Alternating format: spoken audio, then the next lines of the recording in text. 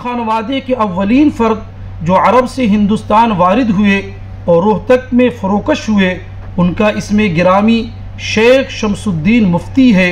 उन्हीं की 8वीं पुश्त में शाह वलीउल्लाह मुहद्दिस देहलवी ने इस जहाने आबोगिल में अपनी आँखें खोली।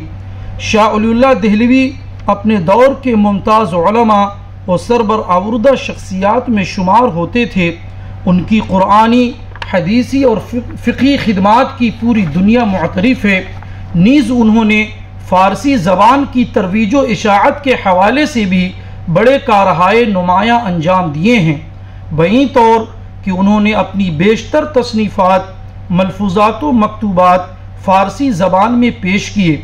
मज़ीद बरआं शाह साहब ने जिस तरह से फ़ारसी नस्र निगारी में अपने कमालात के जौहर बिखेरे हैं, उसी तरह उन्होंने फ़ारसी शायरी की हर सिन्फ़ मसनवी, रुबाई, कसीदा और गज़लियात में भी तवा आज़माई की है और इस मैदान में भी किसी पुख्ता व कोहना मश्क शायर से कम नज़र नहीं आते हैं।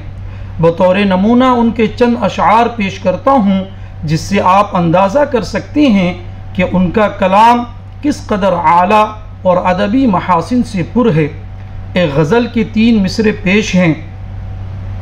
मन दानम बाद अम या बादिरा पैमान अम, आशिक़े शूरीद अम या इश्क़ बाजानान अम, मुब्तलाए हैरतम जान गोयमत बा जान जान, इस्तिलाहे शौक़ बिस्यार अस्त उमन दीवान अम, बाजमाले ज़ातियश हुस्न अगर दर कार शुद, चश्म ऊरा सुर में अम या जुल्फ़ ऊरा शान अम।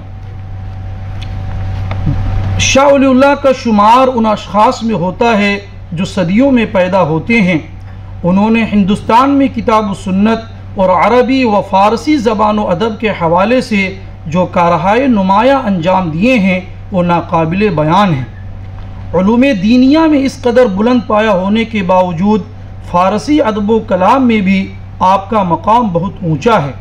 यहाँ तक कि 12वीं सदी के मुमताज़ शुअरा में आपका शुमार होता है।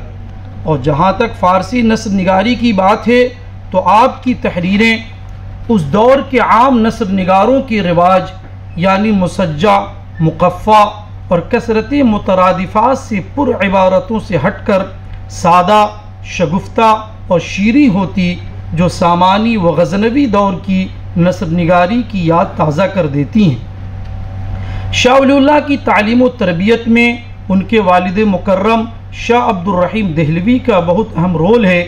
यह अपने दौर के एक ज़ीशान आलिम थे।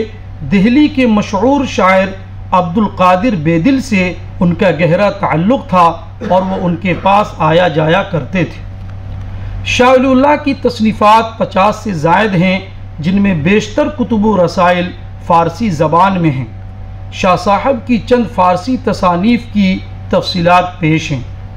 नंबर 1, इज़ालतुल खिफ़ा अन खिलाफ़तिल खुलफ़ा। शाह साहब की मारिकतुल आरा तसनीफ़ है और अपनी बहुत सी खुसूसियात की बिना पर अपने मौजू पर मुनफरिद और यगाना किताब है। पूरी किताब वजद आफरी और वलवला अंगेज़ इल्मी और ज़ौक़ी नुकात से लबरेज़ है। ये किताब पहली मरतबा मौलवी मोहम्मद अहसन सिद्दीकी के एहतिमाम में मुंशी जमालुद्दीन खां साहब मदारुल मुहाम रियासत भोपाल के हुक्म हिदायत पर 1286 हिजरी में बरेली में मतबे सिद्दीकी से छपी। अनफासुल आरिफीन। इस किताब में शाह वलीउल्लाह ने अपने वालिदे बुजुर्गवार और शाह अब्दुल रहीम साहब के हालात, कमालात और करामात को कलमबंद किया है। नीर शाह साहब ने अपने वालिद के ज़माने के उन मशाइख़ व औलिया और मजाजीब का भी ज़िक्र किया है जिनसे शाह अब्दुल रहीम ने मुलाकात की। ये किताब 1335 हिजरी मुताबिक 1917 ईस्वी में मतबा मुस्तबाई दिल्ली से शाई हुई। ये किताब नंबर 3 अत-तफ़हीमातुल इलाहिया। इसमें शाह साहब के वारदात क़ल्बी और विजदानी मज़ामीन हैं जो ज़्यादातर अरबी और कमतर फ़ारसी में है। इसकी हैसियत एक ऐसी बयास की सी है जिसमें आदमी अपने तअस्सुरात व मुशाहदात कलमबंद कर लेता है और वह ख़ास हल्क़े अहबाब व तलामज़ी के मुताले में आने के लिए मौजू होती है। इसको मजलिस इल्मी डाभेल ने 1355 हिजरी में मदीना प्रेस बिजनौर से शायर किया। इस किताब में शाह साहब ने मुसलमानों के मुख्तलिफ़ तबक़ात को अलग अलग ख़िताब किया है, जो किताब का मुअस्सिर तरीन और मुफीद तरीन हिस्सा है। रिसाले दानिशमंदी उसूल तालीम व असातिज़ा के लिए कीमती हिदायत पर मुश्तमिल एक पुरमग़ज़ और मुफीद रिसाला है। उर्दू तर्जमा अर्रहीम हैदराबाद सिंध से सितंबर 1964 ईस्वी में प्रोफेसर मोहम्मद सरवर ने शाये किया। सताआत दरबयान तिलस्म इलाही के राब्ते अस्त दरबयान मुजर्रद महज़ व आलम शहादत व बाज़ हवास व आसार आं। इस किताब को फ़लसफ़े इलाहिया में समझना चाहिए, जिसमें फ़लसफ़ियाना और मुतसव्विफ़ाना इस्तिलाह और फ़लसफ़े वहदतुल वजूद की ताबीरात इस्तेमाल की गई हैं, और जिसमें हकीकतन रब्तुल हादिसी बिल क़दीम के मुअम्मे को हल करने की कोशिश की गई है। एक और किताब का जिक्र करके मैं आगे बढ़ता हूँ। कश्फुल गैन अन शरह रुबाइयतैन हज़रत ख्वाजा बाक़ी बिल्लाह की 2 रुबाइयों की शरह खुद ख्वाजा के कलम से है। इस शरह की शरह शाह साहब ने फरमाई है। मतबा मुस्तबाई दिल्ली से 1310 हिजरी में शाई हुई। बस आखिरी ये है कि अगराज़ व मकासिद 12वीं सदी हिजरी में फ़ारसी की जो तरक्की हुई, उसमें हज़रत शाह वलीउल्लाह के कारहाय नुमाया को पेश करना और ये बताना कि उनकी तसानीफ़ ने इस मुल्क के इल्मी माहौल को किस हद तक मुतासिर किया। शाह साहब के बहुत सारे इम्तियाज़ात हैं। उनमें से एक बड़ी खूबी ये है कि उन्होंने फ़ारसी को आला इल्मी रिवायात से नवाजा और बहुत सारी किताबें फ़ारसी में लिख कर फ़ारसी ज़बान को एक ख़ास तरह की नौइयत बख्शी। दूसरी ये कि चूँकि उनके शागिर्दों और मुतवस्सिलीन का सिलसिला पूरे हिंदुस्तान ही नहीं बल्कि निस्फ़ एशिया में बिखरा हुआ है, तो उनके साथ साथ उनकी फ़िक्र मिजाज भी वहाँ गया। तीसरी ख़ास बात यह है कि शाह वलीउल्लाह की तसानीफ़ और दीगर लोगों की तसानीफ़ में कई तरह का फ़र्क है। शाह वलीउल्लाह जिस तरह की ज़बान लिखते हैं वह उस दौर के अहले इल्म व अदब की ज़बान से ज़्यादा सहल है। इस हवाले से शाह साहब के अंदर 2 बड़ी खूबियाँ हैं। नंबर 1 बहुत बड़ी इल्मी बहसें करते हैं। नंबर 2 और बहुत साफ़ सुथरी ज़बान लिखते हैं। हालांकि ये काम बहुत मुश्किल है। इल्मी बहस करने में ज़बान का ख्याल करना और ज़बान में इल्मी मबाहिस का ख्याल करना, इन दोनों में मुताबकत मुश्किल काम है। अगर आप देखिए तो शाह वलीउल्लाह की किताबों में इज़ालतुल खिफ़ा गैर मामूली चीज़ है, लेकिन उसकी ज़बान बिल्कुल सादा और आसान है। मज़ीद बरआ उन्होंने ज़बान के ताल्लुक़ से उस वक्त का जो मिजाज था, काफ़िया बंदी, अल्फाज की कसरत और हरूफ की एक ख़ास तरह की गुरूहबंदी का, उससे अलग होकर काम किया। उन्होंने ऐसी ज़बान लिखी जिसे आम पढ़ने वाला समझ सके और उससे फ़ायदा उठा सके। बस वो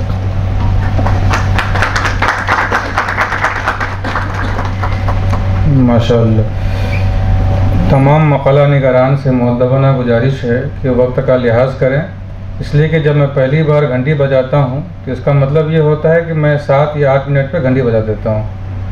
तो इसीलिए अब 10 मिनट का वक्त है और उसी में समेटने की कोशिश करें। अब मैं दूसरे मक़ाला निगार से गुजारिश करूँगा जनाब अब्दुल कुद्दूस साहब से, और जिनका ताल्लुक़ शोबे उर्दू लखनऊ यूनिवर्सिटी से है, क्योंकि वो तशरीफ़ लाएँ और जिनका मौजू है तनक़ीद निगारी में मोहम्मद हसन की फ़िक्री असास।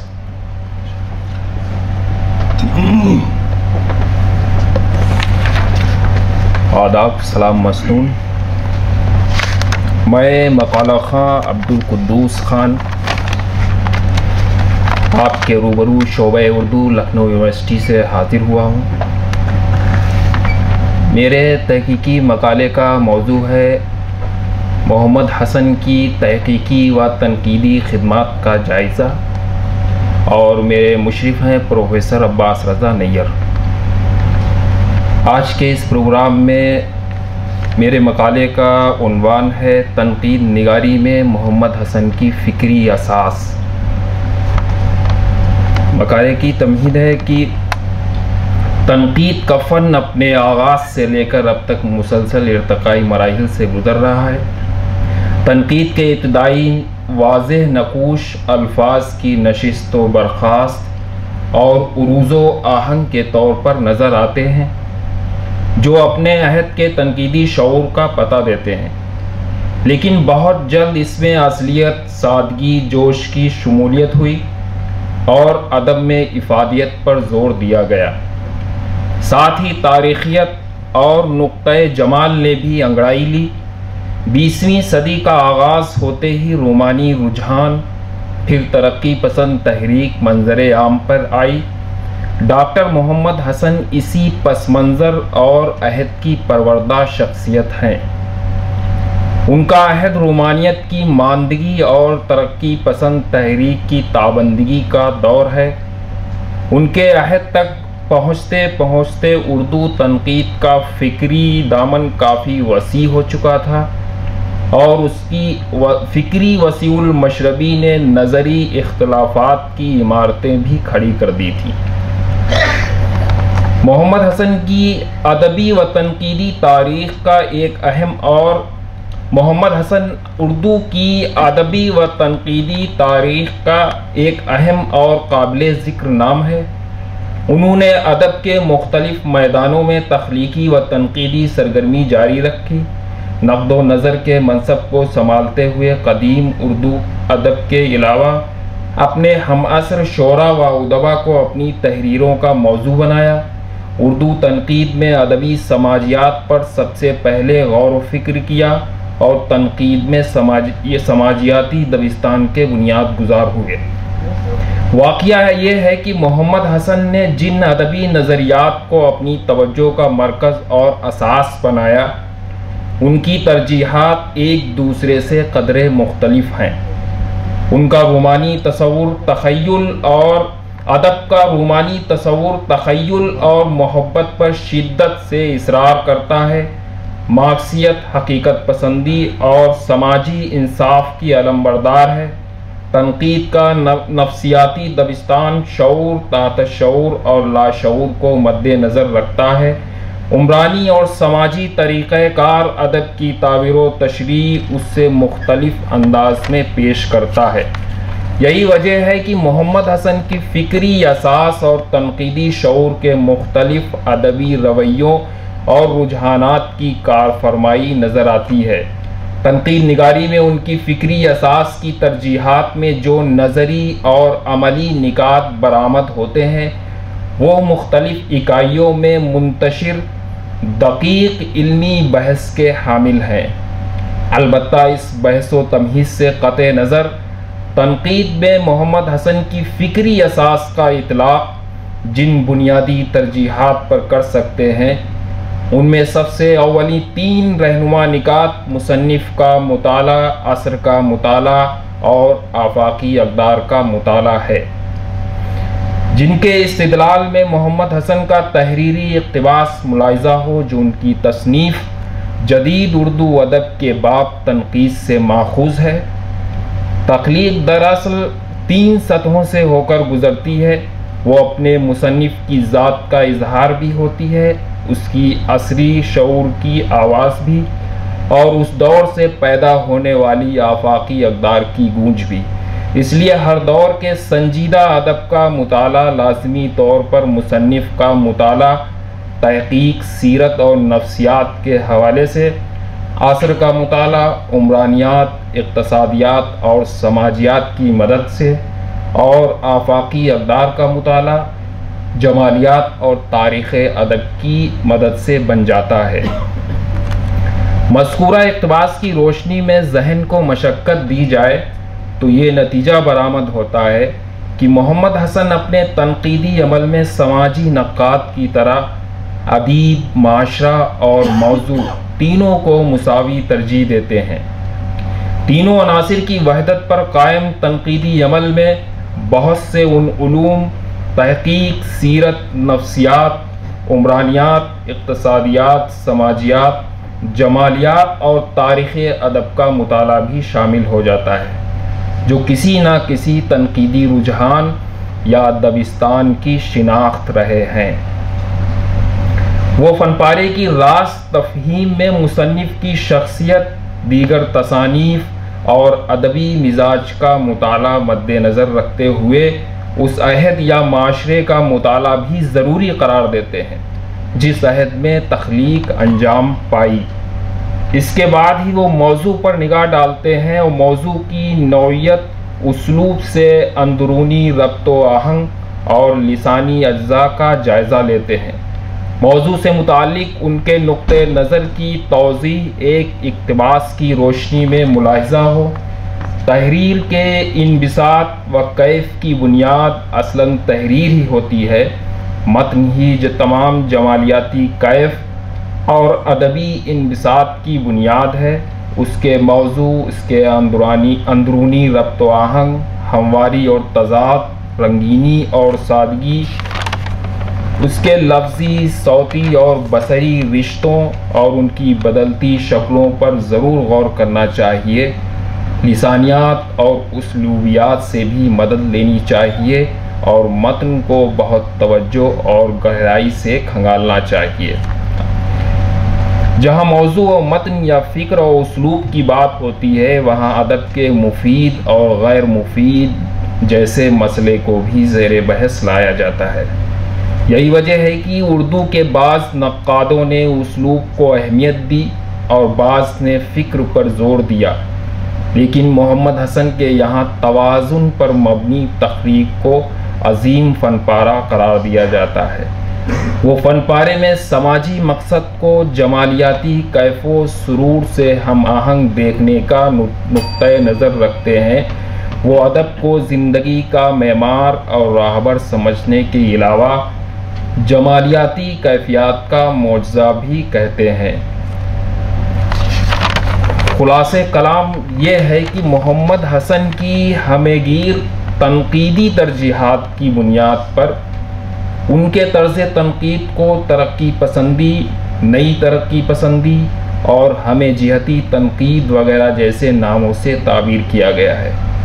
बेशक मोहम्मद हसन की वाबस्तगी तरक्की पसंद तहरीक से थी और वो अपनी तहरीरों में मार्क्सी तनकीद के नज़रियात को मद्देनज़र रखते थे, लेकिन उनकी तनकीदी नज़र मार्क्सियत व इश्तराकियत को महवर व मरकज़ समझकर उनका तवाफ़ नहीं करती, बल्कि वो दूसरे अदबी नज़रियात और जमालियाती दबिस्तानों से भी कस्बे फैज़ करते हैं। अदबी और तख्लीकी सरगर्मी पर रिवाज पाने वाले और उस पर असरअंदाज होने वाले नज़रियात पर भी गहरी नज़र रखते हैं, जिनमें उन्होंने मुफाहिमत की राह भी पैदा करने की कोशिश की। लिहाजा तनकीद निगारी में उनकी फ़िक्री बुनियादों और तरजीहात की रोशनी में ये कहना बड़ी जसारत होगी कि मोहम्मद हसन अपने मासरीन में एक मुतवाज़िन नक्काद की शिनाख्त रखते हैं, जिनकी फ़िक्री तहरीरें अदबी तनकीद में नए रुख का पता देती हैं और मुरूर ज़माना के सबब पैदा होने वाली फ़िक्री तफरीक को मरबूत करने की असास फराहम करते हैं। शुक्रिया।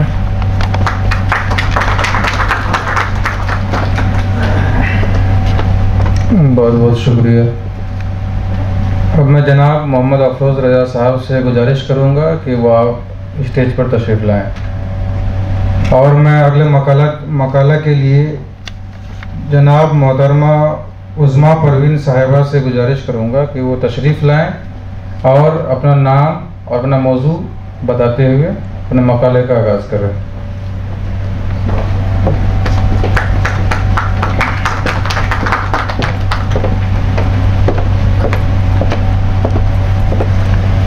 दाइश पर तशरीफ़ फरमा सदर मोहतरम खालिद अशरफ साहब, दीगर मकाला निगार हजरात और मौजूद सामीन इकराम, अस्सलामु अलैकुम।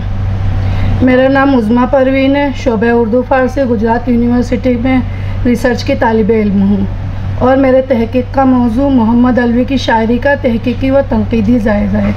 मेरे निगराकार डॉक्टर मसीहुज़्ज़मा अंसारी साहब है। आज के इस सेमिनार में मेरे मकाले का उन्वान मोहम्मद अलवी की फ़नकाराना इनफ़रादियत है। मैं एक शेर के साथ अपने मज़मून की इब्तिदा करती हूँ।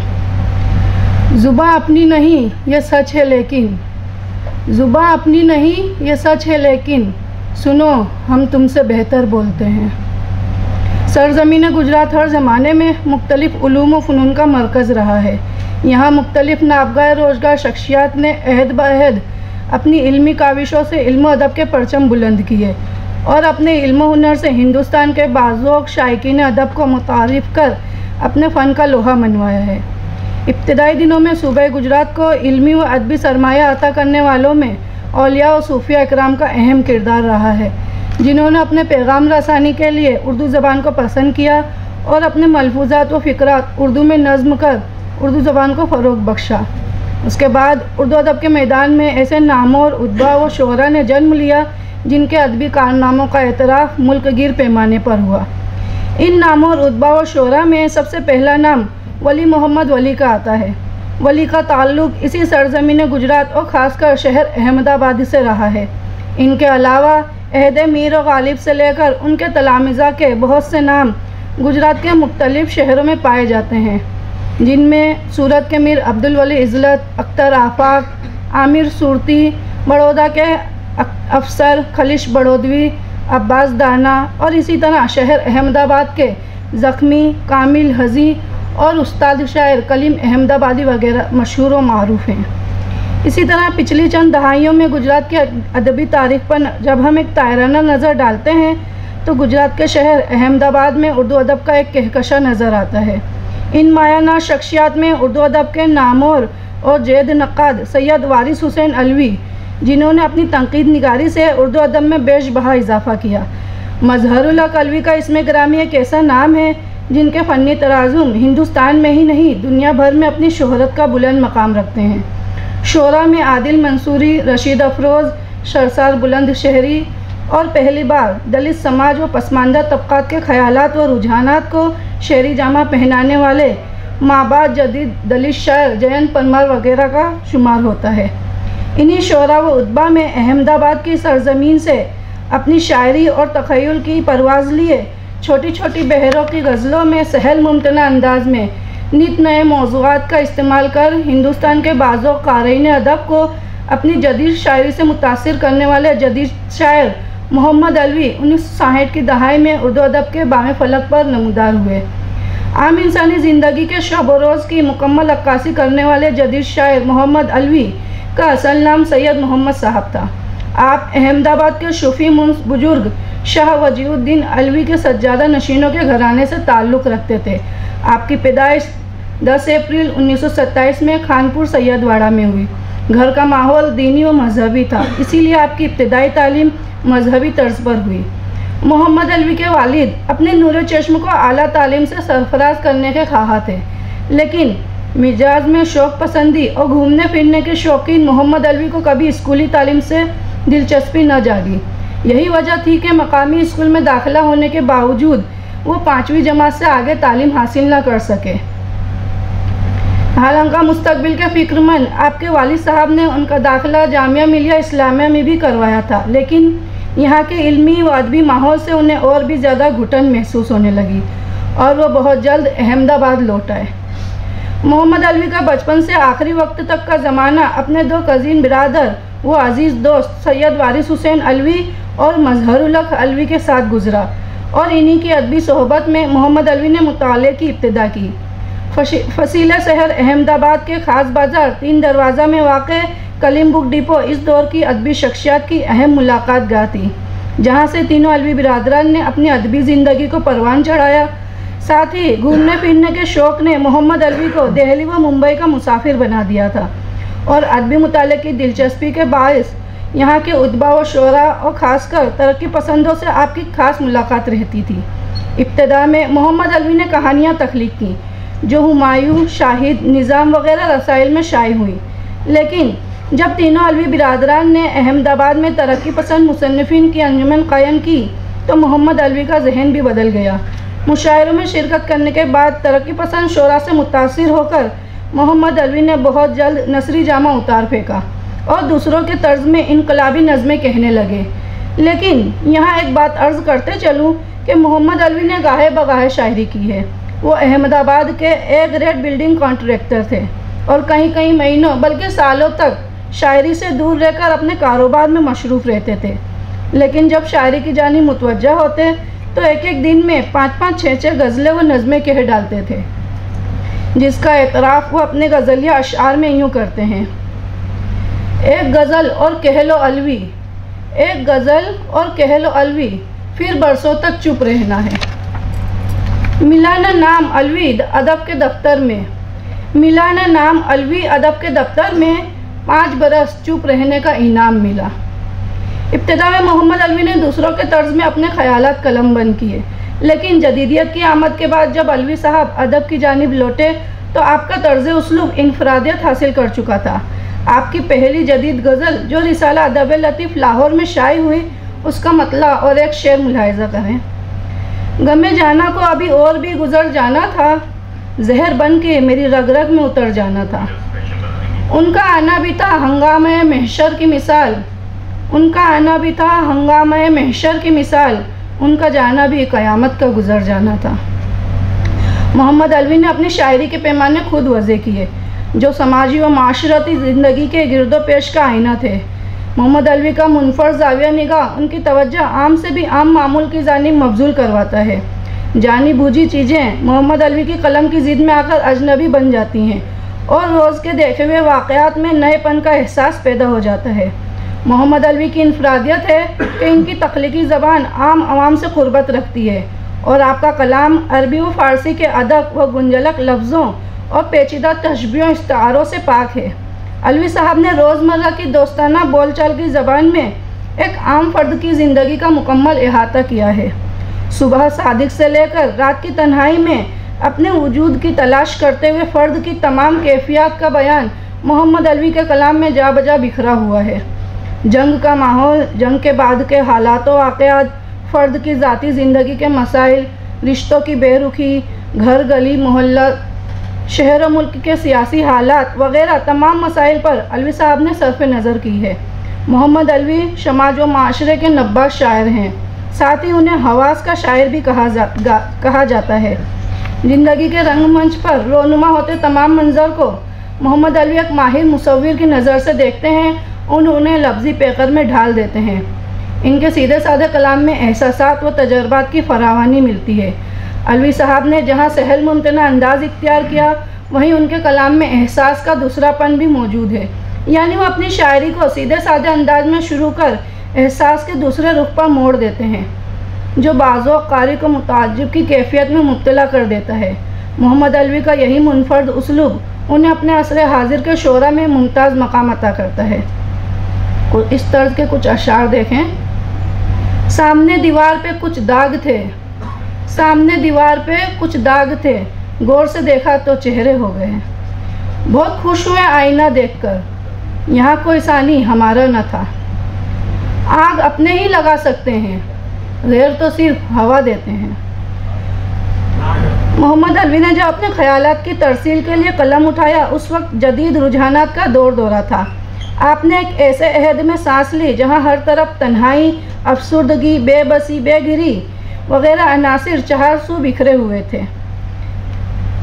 साथ ही जदीद इलेक्ट्रॉनिक्स आलात की इजादात से रोज़ बरोज़ इंसानी ज़िंदगी नए नए तग़य्युरात से दो चार हो रही थी। अलवी साहब का पहला शेरी मजमूआ खाली मकान की अक्सर गज़लें व नज़में इन्हीं रुझानात की तर्जुमानी करती हैं। इस तर्ज के अशआर देखें।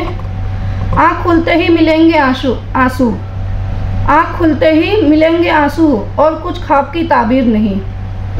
बुला रहा था कोई चीख चीख कर मुझको, कुएं में झांक कर देखा तो मैं ही अंदर था। न काम आएगा ये गोश्त का बदन अलवी, न काम आएगा ये गोश्त का बदन अलवी, मशीनी दौर है लोहे में क्यों न ढल जाऊं।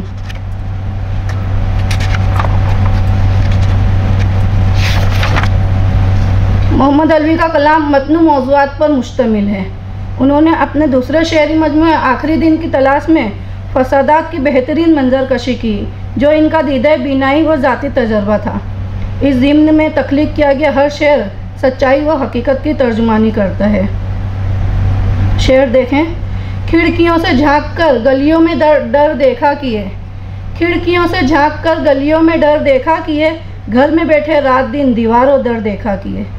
औरों का घर जल गया, क़यामत न कर सका, घर जल गया मगर शिकायत न कर सका। मोहम्मद अलवी के कलाम में एक मुतहर्रिक अमल गैर मरई अशिया को मरई बनाकर पेश करना भी है।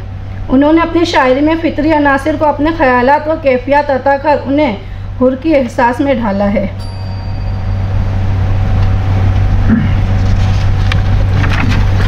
मोहम्मद अलवी का फ़न एक डिसिप्लिन रखता है जो कारी को उलझाए बिना इसे हैरत में मुब्तला कर देता है। इतनी आम बातों को यूँ भी पेश किया जा सकता है। हसास ज़हन के मालिक मोहम्मद अलवी ने अपने असर हाजिर के तमाम रुझानात व मिलानात का बयान अपने मुनफर्द अंदाज और जदीद तर्ज उसलूब में पेश कर जदीद शोरा में अपना एक अहम मकाम हासिल किया है। आखिर में एक शेर के साथ मैं अपना मजमून ख़त्म करती हूँ। जाते जाते देखना पत्थर में जहाँ रख जाऊँगा, कुछ नहीं तो एक दो चिंगारियाँ रख जाऊँगा।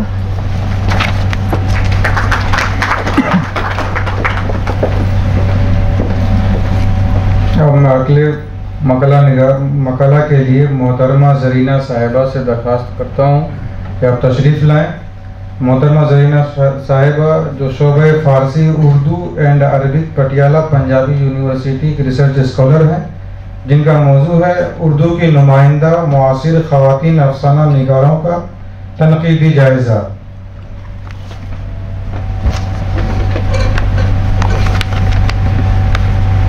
अस्सलामु अलैकुम। मेरा नाम ज़रीना है। मेरे निगरान का नाम डॉक्टर रवीना शबनम है। मेरे पीएचडी के तहक़ीक़ी मकाले का मौजू है उर्दू की नुमाइंदा मुआसिर ख़वातीन अफसाना निगारों का तनक़ीदी जायज़ा। डॉक्टर निगार अज़ीम डॉक्टर रेनू बहल, कमर जमाली और जानफर खोखर के ख़ुसूसी हवाले से। और आज के मकाले में इसी की अहमियत व मानवियत पर बात होगी। उर्दू अदब की सिनफ़ अफसाना अपनी जाती खूबी और जाज़बियत के सबब आगाज़ से ही हर दिल अजीज़ रही है। ज़माना-ए कदीम से किस्सों का चलन आम था। वक्त की मसरूफ़ियत ने किस्से के चलन को कम करके लोगों का रुझान नावल की तरफ कर दिया। अब लोगों की मसरूफ़ियात इतनी ज़्यादा बढ़ गई कि उनके पास नावल पढ़ने की फ़ुर्सत भी न रही। इसी वक्त अफसाना वजूद में आया और दूसरी अदबी असनाफ के मुकाबले में हर ख़ास व आम की पसंद बनकर आज अपने रास्ते की तमाम तर मुश्किलों को पार करने के बाद अपने अरूज पर है। उर्दू अफसाना जिस तरह मर्दों ने लिखा है और इससे परवान चढ़ाया है, इसमें ख़वातीन किसी से पीछे या किसी तौर पर कम नहीं हैं। औरतें ज़माना कदीम से ही जुल्म का शिकार होती आई हैं और इन पर जुल्म कभी धर्म के ठेकेदारों ने अपना हाकिमाना दबदबा कायम रखने के लिए किए, तो कभी ससुरालियों ने अपनी झूठी शानो शौकत को कायम रखने के लिए ब्याह कर लाई गई बेटियों को तरह तरह की अजियतें दी। और जुल्म की हदें कई मरतबा तो इस कदर पार हुई कि जहाँ लड़कियाँ वालिदैन के घर महफूज समझी जाती रही हैं, वहाँ भी जहेज़ की देने की लाइलाज बीमारी की वजह से उन्हें अपने माँ बाप के तशद्दुद भरे रवैये से दो चार होना पड़ा है। लेकिन इन बुरे और पेचीदा हालात से लड़कर औरतों ने समाज के हर शोबा में अपना मुस्बत किरदार तस्लीम कराने में कोई कसर नहीं छोड़ी। एक दौर वो था कि औरतें घर की चार दीवारी में मुक़ीद थीं। उनके उम्दा बेबाक ख़यालात उनके दिल के कब्रिस्तानों में दफन थे। उन्होंने इल्म के नूर से अपने हुनर को पहचाना। वो ज़िंदगी के दूसरे कामों के अलावा अदब में मर्दों के शाना बशाना आकर खड़ी हो गई। मेरा ये तहकीकी मकाला दौरे हाजिर के अलावा मुस्तक़बिल की ज़रूरत और पसंद भी बनेगा, क्योंकि ख़वातीन अपनी मेहनत और लगन की निस्बत अदब में जो मकाम हासिल करने की मुस्तहिक़ हैं, वो उन्हें अभी तक हासिल नहीं हुआ है। इसकी वजह यह भी हो सकती है कि इन ख़वातीन की अदब कोदैन की फ़हरिस्त तो बहुत लंबी चौड़ी है, लेकिन इनकी अदबी खिदमत पर अभी तक मुहक़्क़िक़ीन और रिसर्च स्कॉलर्स ने ज़्यादा काम नहीं किया है। और काम ना होने में कुछ लोगों का हकीराना नज़रिया भी छुपा हो सकता है। औरतों को हकीर नज़रों से देखने वाले लोगों और उनकी तंग दिल सोच पर फहमीदा रियाज का यह ख्याल तमांचा साबित होगा। इक़्तिबास मुलाहिज़ा फरमाएँ, औरत के मुकम्मल इंसानी वजूद को तस्लीम किया जाए और इसके किसी भी पहलू को कुचल कर नाबूद करने की कोशिश ना की जाए। तहरीक नुस्बा और ख़वातीन अफसाना निगार जिल्द अव्वल सफ़ा नंबर 17। नुमाइंदा मुआसिर ख़वातीन अफसाना निगारों ने बेमिसाल अफसाने लिखकर अफसाना निगारी की रवायत को ज़िंदा रखा। इन अफसाना निगारों की अदबी खिदमात पर एमफिल और PhD का काम मुख्तलिफ़ यूनिवर्सिटियों में हो भी चुका है और चल भी रहा है, लेकिन मेरे मौजू के मुताबिक इनके अफसानवी मजमुओं पर मजमूई तौर पर काम नहीं हुआ है। इनके अफसानों पर चंद तहकीकी मकाले ज़रूर लिखे गए हैं जिनसे तहकीक व तनकीद का मकसद पूरा नहीं होता। इन तमाम बातों को मद्देनज़र रखते हुए राक़िमुल हरूफ ने इनफरादी किस्म का मकाला लिखने को तरजीह दी है ताकि हिंदुस्तान के 4 मुख्तलिफ़ खित्तों में सकूनत पज़ीर ख़वातीन के तजर्बात व मुशाहिदात का मुताला किया जा सके। यहाँ मुआसिर ख़वातीन अफसाना निगारों की अफसानवी खिदमात पर तनकीदी ज़ाविया नज़र दौड़ाते हुए इनकी असरी अफसाना निगारी में ख़वातीन के रुझानात, तरजीहात और मसाइल का जायज़ा लेते हुए इन अफसाना निगारों की अदबी काबिशों में तख्लीकी फ़न को उजागर करने की कोशिश में इख्तिसार से काम लिया है। और ये बात इस मकाले की मानवियत और अहमियत के लिए ज़रूरी भी है। मेरी PhD का मौजू 5 अबवाब पर मुश्तमिल है। पहला बाब ख़वातीन अफसाना निगारी के अव्वलीन नक़ूश पर मुनहसर है। इस बाब में अफसाने का तारुफ़ और तजज़िया बयान करने के साथ साथ अव्वलीन अफसाना निगारों के आगाज़ व इर्तिक़ा और उनके अफसानवी खिदमात में उनके तख्लीकी फ़िक्र व फ़न पर नाक़दाना नज़र डाली गई है। इन अफसाना निगारों में सुगरा हुमायूं, मिर्ज़ा मोहम्मदी बेगम, सैयदुन्निसा अब्बासी बेगम, नज़र सज्जाद हैदर, हिजाब इम्तियाज़ अली, रजिया सज्जाद ज़हीर, मिसिस अब्दुल कादिर रशीद जहाँ, इस्मत चगताई, मुमताज़ शीरी, कुर्रतुल ऐन हैदर, हाजरा मसरूर जिलानी बानों के अलावा और भी ख़वातीन अफसाना निगारों के नाम शामिल हैं।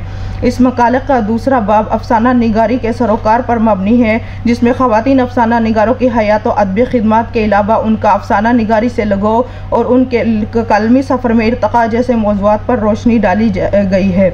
तीसरे बाब में ख़वातीन अफसाना निगारों का तनकीदी जायज़ा लिया गया है।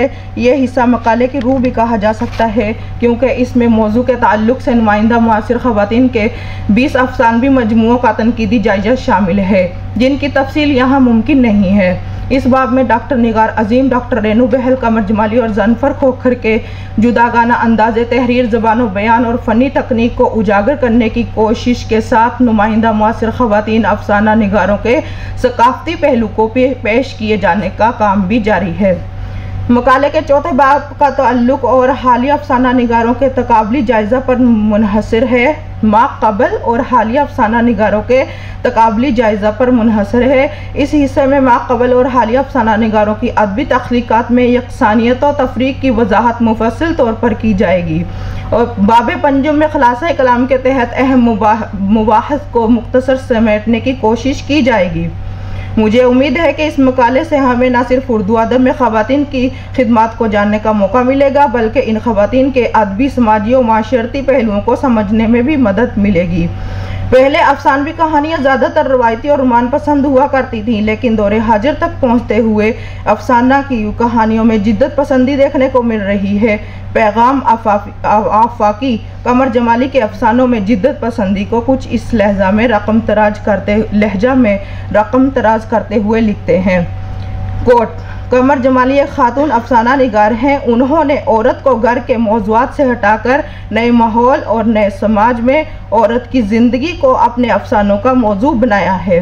वक्त के तकाज़े को मद्देनज़र रखते हुए मैं यहाँ कुछ इक़्तिबास छोड़ रही हूँ। मुंदरजा बाला तासुरात से ये बात वाज़ेह हो जाती है कि जहाँ पहले अफसानों में महज औरत के रोमानवी पहलू को ही ज़्यादातर पेश किया जाता रहा है, वहाँ अब इसके मुख्तलिफ तसव्वुरात को लफ्ज़ी जामा पहनाकर अदब में रोज़ नए इजाफ़े किए जा रहे हैं। मेरा तहकीकी मकाला ख़वातीन अफसाना निगारों की अफसानवी खिदमात में नए पहलू उजागर करने का सबब तस्लीम होगा। इन ख़वातीन की अफसानवी खिदमात से ये अंदाज़ा होता है कि वो एक ख़ास किस्म की तब्दीली की ख्वाहिशमंद है। मेरे मौजू की इनफरादियत ये है कि इन अफसाना निगारों की तहरीरों में हमें ये देखना है कि कशमकश से पुरजिंदगी के बावजूद उर्दू अफसाना की नशो नुमा में कदीम औरतों के मुकाबले दौरे हाजिर की ख़वातीन ने किस कदर इजाफ़े किए हैं। ख़वातीन अफसाना निगारों की अदबी काबिशों के इर्तिक़ाई मराहिल पर डॉक्टर मोहम्मद हसन की ये बात सादिर आती है। कि आज उर्दू अफसाना इर्तिका की बिल्कुल नई मंजिलें तय कर रहा है। मौजू, मवाद, रुझानात, तहरीकात, तकनीक, फ़न, हैत और स्टाइल में नित नए तजर्बे हो रहे हैं। साथ ही रवायात को भी फरामोश नहीं किया जा रहा है। इसलिए इन अफसानों में ताजगी भी है और पुख्तगी भी है। तरक्की पसंद अफसाने में औरत का तस्वुर, खुर्शीद जोहरा आबदी, सफ़ा नंबर 9999। मकाले के आखिर में हम इस हकीकत को मानने पर आमादा हैं कि ख़वातीन ने हर शोबाए जात में नुमायाँ किरदार अदा करके न सिर्फ उर्दू अदब बल्कि समाजी दुनिया को नई सिमत और रफ्तार अता की है और साथ ही ख़वातीन की अहमियत को उजागर किया है, जो यकीनन आने वाली नस्लों के लिए अज़्म व हौसला अता करने का अहम वसीला साबित होगा। माशाअल्लाह, बहुत खूब। अब मैं मकाले के लिए जनाब मोहम्मद अफरोज़ रज़ा साहब को मदऊ करूँगा कि वो तशरीफ़ लाएँ, जिनका ताल्लुक़ ख्वाजा बंदा नवाज़ यूनिवर्सिटी गुलबर्गा कर्नाटक से है और उनका मौजू है उर्दू फिक्शन में मुतसव्विफ़ाना अनासिर।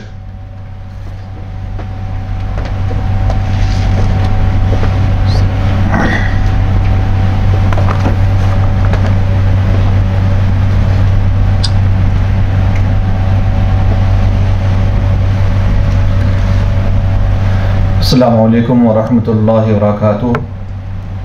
मैं मोहम्मद अफरोज़ रज़ा, रिसर्च स्कॉलर, ख्वाजा बंदा नवाज़ यूनिवर्सिटी गुलबर्गा कर्नाटक इंडिया।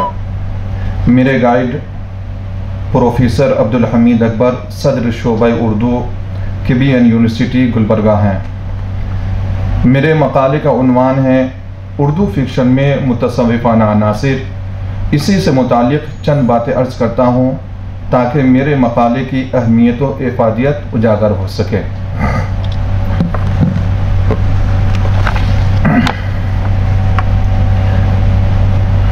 तसव्वुफ़ वो नज़रिया है जो मजहबी शनाख्त से ऊपर उठकर पूरी इंसानियत की इत्तेहाद व इत्तेफाक और सलाह व फलाह की बात करता है। यही वजह है कि बिला तफरीक़ मजहब व मिल्लत तमाम लोग सूफिया से अक़ीदत व मोहब्बत रखते हैं और उनके आस्थानों पर हाज़िरी देते हैं। तसव्वुफ़ का बुनियादी मकसद सब्र व तहम्मुल, क़ुव्वत बर्दाश्त, हुस्न अखलाक, रवादारी और खिदमत खल्क़ है। सूफिया ने इन तमाम पहलुओं से भी ताल्लुक़ मा अल्लाह और समाज के मामलात को सुधारने की कोशिश की है। सूफिया की तालीमात में से ये है कि बदनीयती, नाशुक्री, झूठ, वादा खिलाफ़ी, ख़ियानत, बददियानती, ग़ीबत व चुगली, बुहतान तराशी, बदगोई व बदगुमानी, खुशामदी व चापलूसी, बुख़्ल व हिर्स, जबर व ज़ुल्म, फ़ख्र व गुरूर, रिया व नमूद और हराम खुरी जैसे रज़ाइल से परहेज़ करते हुए इखलास नीयत, ज़ुहद व तक़वा, दियानत व अमानत, इफ़्फ़त व इस्मत, रहम व करम, अदल व इंसाफ, अफ़्व व दरगुज़र, हिल्म व बुर्दबारी, तवाज़ु व इनकिसारी, सखावत व इसार, खुश कलामी व खुददारी और इस्तिक़ामत व इस्तिग़ना जैसे औसाफ़ हमीदा को अपनाए और समाज के लिए कारआमद फ़र्द बने। अदब का भी बुनियादी मकसद यही है कि समाज में सालिह फ़िक्र परवान चढ़े और अखलाक़ी बुराइयों का ख़ात्मा हो। तसव्वुफ़ से मुतालिक मैकश अकबर आबादी ने मसाइल तसव्वुफ़ में लिखा है कि तसव्वुफ़ रस्म परस्ती, ज़ाहिर बीनी और दीन के दावेदारों और उनके ज़ेर असर हुकूमतों के इस्तिबदाद व इस्तेहसाल के ख़िलाफ़ एक बाग़ियाना तहरीक है। आज हमारे समाज मुआशरे की हालत बिगड़ चुकी है, बुराइयाँ उरूज पर हैं, हर तरफ अनारकी फैली हुई है, सब्र व शकीब, तहम्मुल व बुर्दबारी रुख़सत पजीर है, हर गुनाह बग़ैर किसी रोक टोक के किए जा रहे हैं, बल्कि बुराइयाँ अब बुराइयाँ नहीं समझी जाती। ऐसे माहौल में सूफियाना किरदार और मुतसव्विफ़ाना अफ़कार को आम करना और उसके ज़रिए मुआशरे की बिगड़ती साख को सहारा देना अज़हद ज़रूरी है। यही काम हमारे बाज़ नस्र निगारों ने अपनी तख्लीक़ात के ज़रिए की हैं। तसव्वुफ़ और उर्दू शायरी का ताल्लुक़ कदीम है। तसव्वुफ़ बराए शेर गुफ्तन खूब अज़ राह तफ़न्नुन कहा जाता रहा। इसकी वजह यह थी कि ज़माने के तकाज़े के मुताबिक सूफिया ने नज्म के पैराए में मुतसव्विफाना अनासिर को पेश किया और शेर व सुखन तरसील का जरिया बना। इससे यह समझना कि नज्म में ही सूफियाना तालीमात पेश किए गए और नस्र की तरफ तवज्जो नहीं दी गई, ये ख्याल महज है, इसका हकीकत से कोई ताल्लुक नहीं। उर्दू की इब्तिदाई किताब ख्वाजा बंदा नवाज अली रहमा से मंसूब रिसाला मिराजुल आशिकीन का नाम आता है। बुरहानुद्दीन जानम की रुमूसुल वासिलीन और शहादतुल ज़िक्र भी मुतसव्विफाना अनासिर पर मुश्तमिल है। शाह मीरा जी की शहादतुल हकीकत, शेख अब्दुल कुद्दूस गंगोही के रुश्दनामा, शेख खूब मोहम्मद चिश्ती की अकीदा सोफिया जैसी किताबों का मरकज़ी नुक्ता तसव्वुफ ही है। मुल्ला वजही की सबरस ज़बानो बयान के एतबार से हिंदुस्तानी अदब में अपनी मखसूस शनाख्त रखती है। इस तमसीली किस्से में मुख्तलिफ अनासिर जैसे दिल, नज़र, इश्क वगैरह को किरदारी हैअत में पेश किया गया है। यह सभी अलामात तसव्वुफ से लिए गए हैं। नस्री अदब में दास्तान को अव्वलियत हासिल है। उर्दू की इब्तिदाई दौर में सूफियाना अनासिर की झलक दास्तान में नजर आती है। दास्तान के बाद नावल में भी मुतसव्विफाना अनासिर पेश किए गए। नावलों में सूफियाना अफकार पेश करने का मकसद मुआशरे की सलाह थी। यही वजह है कि नस्री अदब में इन अनासिर को पेश किया गया जो सूफियाना अनासिर से ताल्लुक रखते थे। उर्दू के इब्तिदाई ज़माने में नस्र निगारों ने लोगों के अखलाक व अमाल और मुआशरे की बेहतरी के लिए सूफियाना अफकार को पेश किया। फिर दरमियानी ज़माने में फिक्शन में मुतसव्विफाना अनासिर की पेशकश की तरफ नस्र निगारों की तवज्जो कम रही। मौजूदा ज़माने में नावलों और अफसानों में मुतसव्विफाना अनासिर के इस्तेमाल में खासा इजाफा हुआ है। इसकी वजह यह समझ में आती है कि मौजूदा दौर के इंसान ने तरक्की तो बहुत की, ऐशो इशरत के सामान मुहैया कर लिए, लेकिन कल्बी सुकून को तरस गया। सुकून को तरसता इंसान मुख्तलिफ अशिया की तरफ माइल हुआ। इस तराबी कैफियत पर काबू पाने के लिए खाही न खाही ज़रर रसा अशिया के इस्तेमाल में आफियत गर्दाना। ज़हनी सुकून का मुतलाशी किसी रहबर की तलाश में है। तहजीबी ढांचे कमजोर पड़ने लगे, समाजी शिराजा बिखरने लगे। तारीख इस बात की शाहिद है कि जिस मुआशरे से अखलाक रुखसत हो जाए उस समाज को बिखरने से कोई नहीं रोक सकता। इसीलिए बाज़ नस्र निगारों ने हालात और ज़मानी तकाज़े को समझते हुए मुतसव्विफाना अनासिर के जरिए समाज में बेहतरी लाने की कोशिश की। बाज़ फिक्शन निगारों ने अपने नावलों में तसव्वुफ को एक मौजू के तौर पर मुंतखब नहीं किया, बल्कि तसव्वुफ से एक अदबी रिवायत की खद्दुखाल वसा करके नजरिए की सूरत में पेश किया। इन तख्लीकात में जहां मुतसव्विफाना फिक्री जिद्दत और किरदारी इनफरादियत के अवामिल नजर आती हैं, वहां तसव्वुफ के रिवायती मौज़ूआत, मसाइल व अफकार और तारीख को यक जुम्बिशे कलमजद नहीं किया जाता, बल्कि तसव्वुफ बहैसियत अदबी रिवायत के क़दामत से मुराजाअत करके जदीदियत के मैदान में कदम जमाता नजर आता है। झेल में मुतसव्विफाना अनासिर से ममलू चंद नावलों और अफसानों को पेश करके उनमें पाए जाने वाले सूफियाना अनासिर की निशानदेही की गई है। मैंने इस मकाले में 6 नावल का नाम जिक्र किया है और 3 अफसानों को। चूँकि तहकीकी मकाले में तो इससे जायद है, लेकिन इस मकाले की तहकीक में सिर्फ 6 किताबों को लिया है। पहला अफसाना है उमराव जन अदा। मिर्जा हादी रसूआ का बेहतरीन नावल है। नावल का मरकजी किरदार उमराव का है। इसकी अहमियत मुसल्लम है। वो किस्से की हीरोइन है, इसलिए पूरे किस्से पर छाई हुई है। उमराव जान पैदाइश तवाइफ नहीं बल्कि शरीफ घराने में पैदा हुई थी। 10 बरस तक शरीफ वालिदैन की ज़ेरे साया हंसी खुशी जिंदगी बसर करती रही। गर्दिश ज़माना ने उसे उठाकर कोठे पर पहुंचा दिया और तवाइफ बना दी गई। शायरा थी, अदब से शनासाई थी, कबूल सूरत थी, रक्स व सुरूद में माहिर थी। ये तमाम औसाफ की शोहरत की वजह बनी। ये तदरीजी तब्दीलियां दरअसल उसकी फितरत की शरीफाना जौहर की पैदावार थी। ये जौहर उसे असासे में मिली थी। आखिर उम्र में सब तर्क कर देती है, बल्कि आम लोगों से मेलजोल कम कर देती है। नमाज रोजे की सख्ती से पाबंदी करने लगती है। आखिर उम्र में करबलाए मुअल्ला की ज़ियारत से भी फैज़याब होती है। एक इक़्तिबास यहाँ पर मुलाहज़ा करें। फिर वो ज़माना आया कि मैं रंडी के जलील पेशे को ऐब समझने लगी और इससे दस्तबरदार हो गई। हर कसो नाकस से मिलना छोड़ दिया, सिर्फ नाच मुजरे पर बसर औकात रह गई, या किसी रईस ने नौकर रखा तो नौकरी कर ली, रफ्ता रफ्ता इससे भी तर्क कर दिया। इस इक़्तिबास में मुतसव्विफ़ाना अनासरी को नावल निगार ने पेश नज़र रखा है।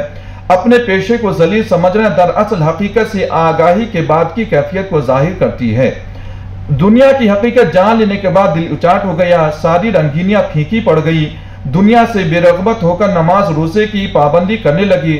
नमाज रोजे की पाबंदी दीन की तरफ मुराजात को जाहिर करती है। लोगों से मेलजोल से एहतराज दरअसल तन्हाई में अपनी हकीकत के जानने की कोशिश है। उमराव जान अपने गुनाहों से तायब होने के बाद अपने हम पेशा औरतों से नसीहत करती है, जिसमें हजार का मुंह देखने के बाद एक की बनकर रहने की ख्वाहिश पर उमराव अपने हम पेशा औरतों से नसीहत करती है। इक़्तिबास देखिए, अय बेवकूफ़ रंडी, कभी इस भुलावे में ना रहना कि कोई तुझको सच्चे दिल से चाहेगा। तेरा आशना जो हर वक्त तुझ पर जान देता है, 4 दिन के बाद चलता फिरता नजर आएगा, वो तुझसे हरगिज़ निभा नहीं कर सकता और न तू इस लायक है।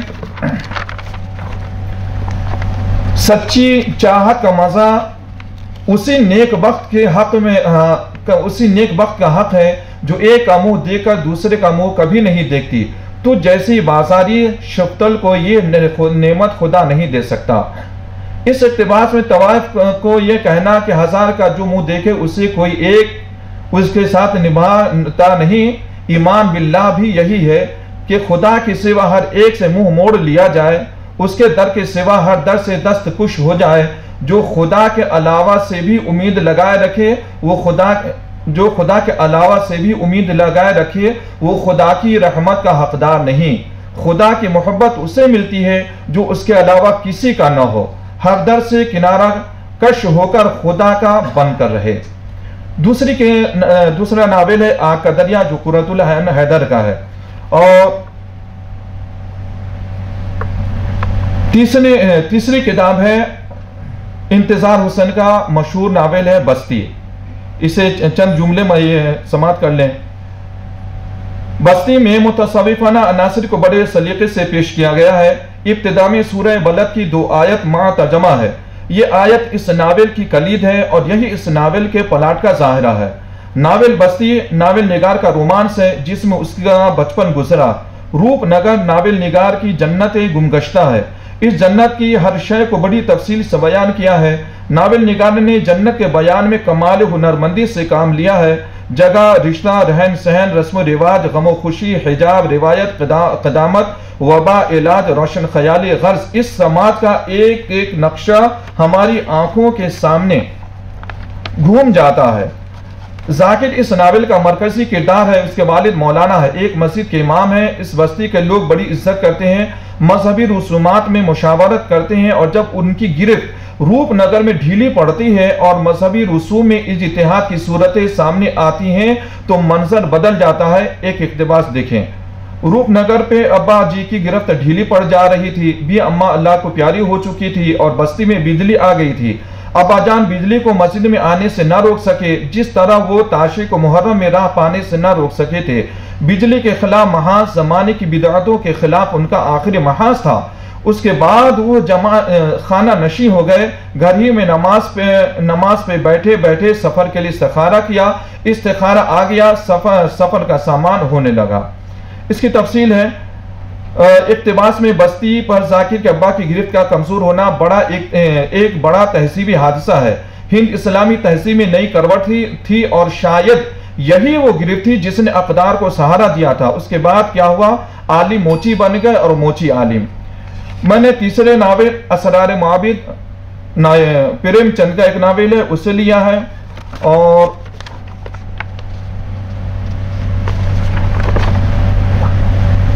उसके बाद 5वां नावल है तिलकल अय्याम। ये नूरुल हसनैन औरंगाबादी की मुतसव्विफ़ाना अनासिर पर मुश्तमिल एक बेहतरीन किताब है और मुतसव्विफ़ाना अनासिर पर मुश्तमिल है। और छठी किताब है अमावस में ख्वाब। यह हुसैनुल हक का शाह का नावल है। इसमें तहजीबी तसादुम, फ़नी और सकाफ़ती इत्तिसाल है। साथ ही इस दुनिया की सकाफ़ती और तहजीबी तग़य्युरात से तहय्युर को दिखाया गया है। आखिर में सैयद मोहम्मद अशरफ का एक नावल, एक अफसाना दुआ और मोहम्मद मसरुज़्ज़मा खान का एक अफसाना कहानी एक बूंद पानी की, और आखिरी में इंतज़ार हुसैनी का ही एक अफसाना आखिरी नावल आखिरी आदमी पर भी तबसरा किया गया है, जो वक्त की किल्लत के पेश नज़र मैं पेश नहीं कर रहा हूँ। आखिरी जुमला पेश करके मैं अपने इस मकाले को ख़त्म कर रहा हूँ। उर्दू फिक्शन में मुतसव्विफ़ाना अनासिर फैले हुए हैं। चंद फिक्शन निगारों ने अपने ज़ौक़ के मुताबिक सूफियाना अनासिर को लेकर अपनी तख्लीक़ात में इखलास नियत, ज़ुहद व तक़वा, दयानत व अमानत और दीगर औसाफ को पेश करके इस्लाह मुआशरा की कोशिश की है। बहुत बहुत शुक्रिया।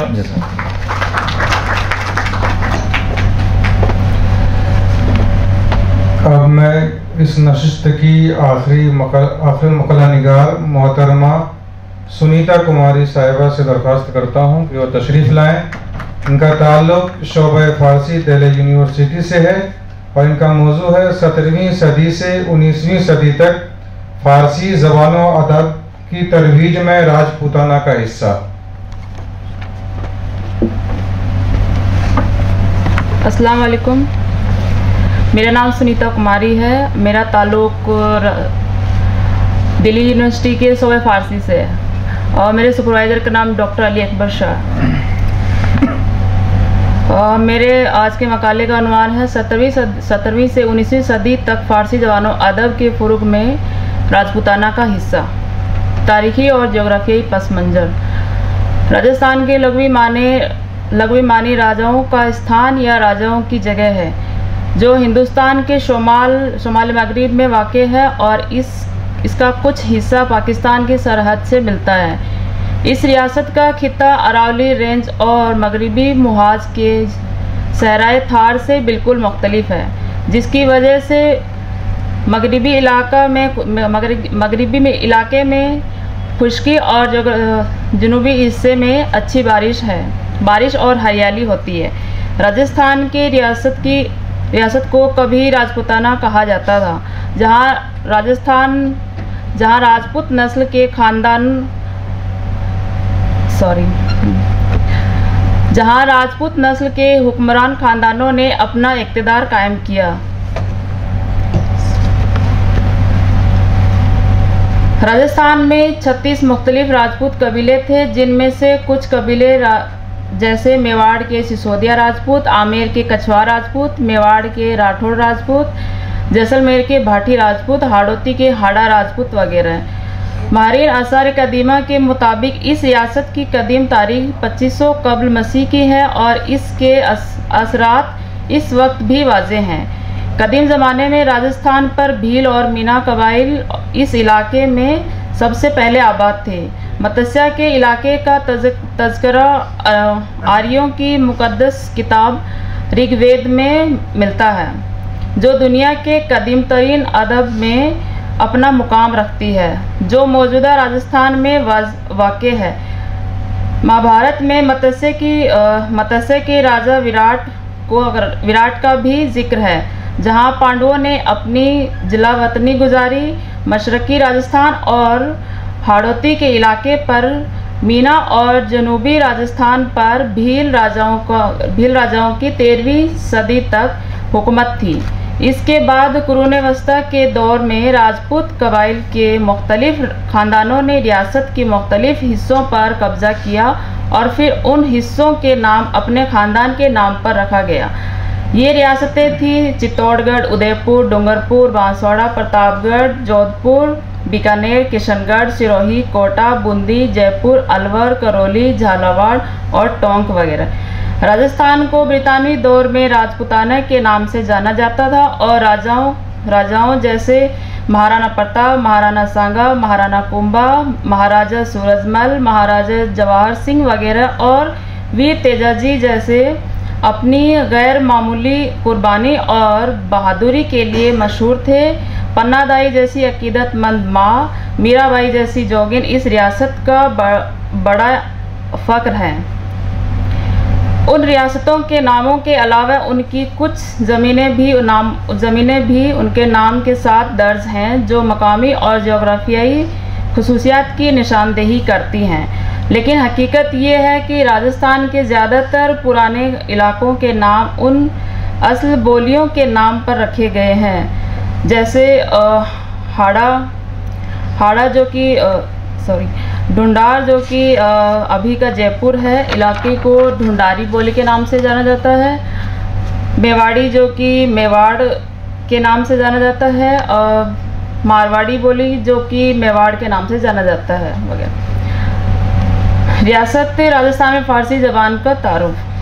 सुल्तान महमूद गजनवी के हिंदुस्तान पर हमले 1008 ईस्वी से हिंदुस्तान में फ़ारसी ज़बान और अदब का आगाज़ हुआ, क्योंकि अल-बिरूनी व दीगर बड़े शायर बादशाहों की फ़ौज के साथ हिंदुस्तान आए। सूफियाओं का एक गिरोह अजमेर और दूसरी जगहों जैसे बड़ी खाटू, डीडवाना और नागौर पहुंचा। सूफिया के बहुत से गिरोह मुख्तलिफ शहरों में आबाद हुए, जैसे अजमेर में सैयद रोशन अली, खाटू में सैयद ताहिर मशादी, डीडवाना में सैयद अनीस मशादी और नागौर में हमीदुद्दीन रेहानी वगैरह। मुसलमानों की हुकूमत के क़याम के साथ ही हिंदुस्तान में फ़ारसी ज़बान और अदब तेज़ी से फैला। 1191 ईस्वी में मोइनुद्दीन चिश्ती अजमेर पहुँचे और ख्वाजा की आमद से राजपुताना में फ़ारसी अदब की बुनियाद मजबूत हुई। दीगर मुमताज़ सूफ़ी जैसे सूफ़ी हमीदुद्दीन नागौर में, सैयद मोइनुद्दीन बयाना में, ख्वाजा बुरहानुद्दीन ताला जो कि जयपुर में है, और शरफ अब्दाल धौलपुर में मकामी लोगों में तसव्वुफ़ के जौहर को फैलाने के लिए आबाद हुए। तसव्वुफ़ के ये उस्ताद फ़ारसी पर उबूर रखते थे और किताबों और खुतबात के ज़रिए इस ज़बान को लोगों तक पहुंचाते थे। मकामी लोग फ़ारसी नहीं जानते थे, लेकिन सूफियों की आदतों जैसे लोगों की मदद करना और इंसान दोस्ती की वजह से मकामी लोग उनकी तरफ राज़ थे। वक्त गुजरने के साथ साथ सूफिया और मकामी लोगों ने एक दूसरे की सकाफ़त और ज़बान को कबूल किया। मिसाल के तौर पर शेख हमीदुद्दीन नागौरी गांव के दूसरे लोगों की तरह अपनी ज़मीन काश्त करते थे और गोश्त भी नहीं खाते थे। उन सूफियाओं ने यहाँ तक कि दिवाली और होली जैसे त्यौहार मकामी लोगों के साथ मनाते थे। इस तरह उन्होंने हाइब्रिड कल्चर की बुनियाद रखी। उन सूफियाओं के अलावा वो सिपाही जो मुसलमान हुक्मरानों के साथ देकर राजपुताना की रियासतों के खिलाफ आए और बाद में वहीं पे आबाद हो गए। जैसे शमसुद्दीन इल्तुतमिश के दौर में शमसुद्दीन दंदानी का नाम का एक गवर्नर था, जो नागौर में मुकर्रर हो गया था, और इसके नाम पे बाद में शम्स तालाब और शम्स मस्जिद भी बनवाया गया। फ़ारसी कुतबात राजस्थान में फ़ारसी तारीख़ का एक अहम माखज़ है। फ़ारसी कुतबा की एक बड़ी तादाद दिल्ली सल्तनत के हुकूमत के दौर में नागौर, बड़ी खाटू, डीडवाना, जोधपुर, भरतपुर, अलवर वगैरह से मिली है, जो कि चबूतरा या बावड़ियों पे मिली हैं। हिंदुस्तान में मुगलिया सल्तनत की बुनियाद का तज़किरा हिंदुस्तान में फ़ारसी अदब की तारीख़ में नए दौर के आगाज़ से ही होता है और उसने हर कदम पर राजपुताना की तरक्की में बहुत अहम किरदार अदा किया। राजपुताना शुरू में मुगलिया सल्तनत के साथ बराह रास्त तनाज़ा में था, लेकिन बाद में उनका सबसे बड़ा इत्तेहाद भी बन गया। उन्होंने मुग़ल बादशाहों के साथ शादी का रिश्ता कायम किया और उनके दरबार में आबाद भी हुए। मिसाल के तौर पर आमेर के महाराजा भारमल ने अपनी बेटी जयरानी की शादी 1561 ईस्वी में बादशाह अकबर के साथ की, जिसके नतीजे में फ़ारसी ज़बान व अदब में तरवीज़ हुई। आमेर के दरबार में सरकारी खतूत के ज़रिए आमेर की खबरें फ़ारसी में खबर मुअल्ला के नाम से शाये की जाती थी और वो बाद में बीकानेर स्टेट आर्काइव में मतलब अभी शाये किया गया है एक किताब की शक्ल में। इस ज़माने में आमेर के दरबार में फ़ारसी शायरी का फ़ुरूग हासिल हुआ और मिर्ज़ा मनोहर तौसनी इस दौर के मारूफ शायर थे। उनकी शायरी की किताब गुम हो गई, लेकिन उनके कुछ अशार दूसरी किताबों में मौजूद हैं। बादशाह अकबर ने मिर्ज़ा मनोहर तौसनी के नाम पर मनोहरपुर गांव की बुनियाद रखी। फ़ारसी सीखने का रवाज ऐसा था कि आमेर के राजा जैसे महाराजा जय सिंह अव्वल को फ़ारसी, तुर्की और अरबी ज़बानों पर मुकम्मल दस्तरस हासिल थी। महाराजा जय सिंह दोम भी फ़ारसी ज़बान के माहिर थे और जिन्होंने हिंदुस्तान में फलकियाती रसदगाहें कायम करने में मदद की और एक किताब जिसे मोहम्मद शाही भी लिखी। और फ़ारसी मुसन्निफ़ का मुमताज़ नाम कालीराम कायस्थ है, जिसने नस्बुल अंसाब या तारीख़ राजस्थान लिखा, जिसका अभी तक एक ही नुस्खा मिला है और वो नुस्खे टोंक में महफूज है। जयपुर के दीगर मुमताज़ शायरों और अदीब मौलाना मोहम्मद रशीदुद्दीन फ़ारूकी नारनौली, मोहम्मद सलीमुद्दीन तस्लीम, मुंशी हीरालाल मुनीस वगैरह थे।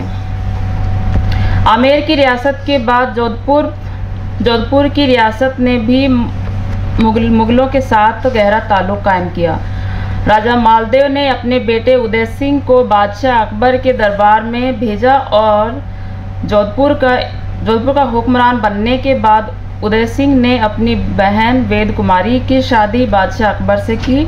जोधपुर में फ़ारसी ज़बान की मुमताज़ अदीबों और शायरों में शामिल हैं मुंशी माधोराम, देवी प्रसाद बशास, जिनकी किताबों के नाम है फसाने खैरत अफ़ज़ा व इंतखाब नादिरा वगैरह। भरतपुर की सरबराही भी फ़ारसी ज़बान अदब का एक बहुत बड़ा मरकज़ थी, जिसे राजा सूरजमल जाट ने 1733 ईस्वी में आज़ाद कराया था।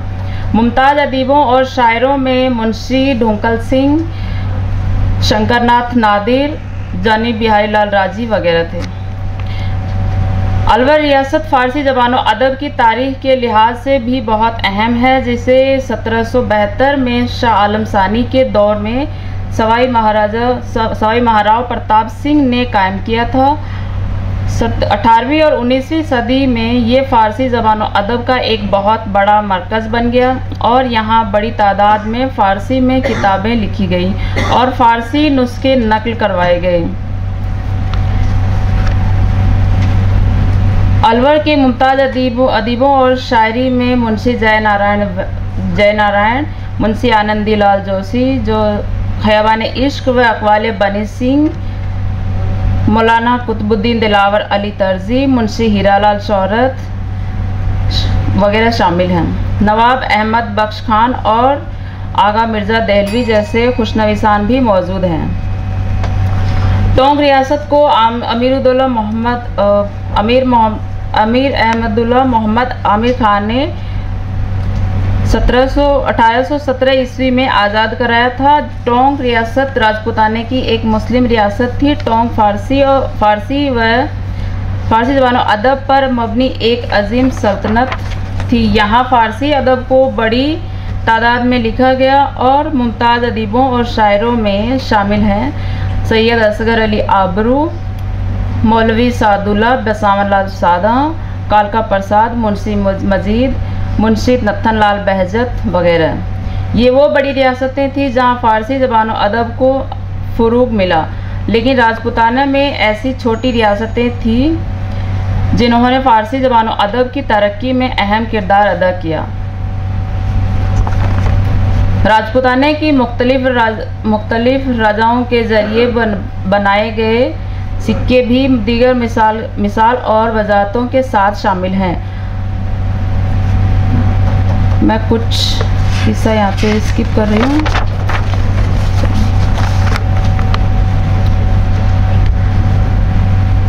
अभी मैं कुछ नुस्खों के नाम बता रही हूँ जो उस रियासत में लिखे गए, उस खित्ते में लिखे गए थे। जो जैसे तारीख़ राजस्थान या नस्बुल अंसाब, तारीख़ भरतपुर या ज़फ़रनामे, जंगनामे भरतपुर, वक़ाए भरतपुर, नकूल अहदनामे जात,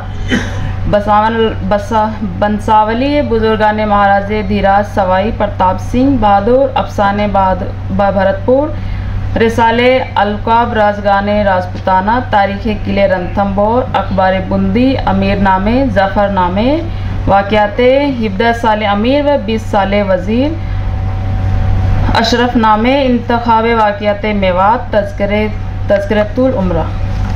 शुक्रिया।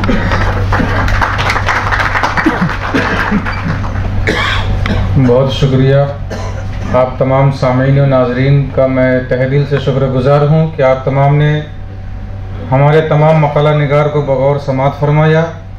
3 रोज़ा बैनुल-अक़वामी रिसर्च स्कॉलर गालिब सेमिनार के तीसरे दिन की पहली नशिस्त और मजमूई तौर पर 5वीं नशिस्त के सदारत कर रहे उस्ताद मुकर्रम प्रोफेसर डॉक्टर खालिद अशरफ साहब, जो कि किरोड़ी महल शोबे उर्दू दिल्ली यूनिवर्सिटी से जिनका ताल्लुक़ है और बरसों तक उस शोबे से वो मुंसलिक रहे। आपकी कई किताबें और कई तालीफ़ व तसानीफ़ जो अवाम व ख़ास में मकबूल हुई है, और उनमें से कुछ तसनीफ़ बर सग़ीर में उर्दू नावल, हिंदुस्तानी अदब के मेमार ख्वाजा अहमद अब्बास, फसाने मंटू के, और फिर बयां अपना बर सग़ीर में उर्दू अफसाना, उर्दू फ़िक्शन के मारूफ नक्काद सदर मोहतरम जनाब डॉक्टर खालिद अशरफ साहब से मुअद्दबाना गुजारिश करता हूँ कि माइक पर तशरीफ़ लाएँ और सदारती कलमा से हम तमाम लोगों को सरफराज फरमाएँ।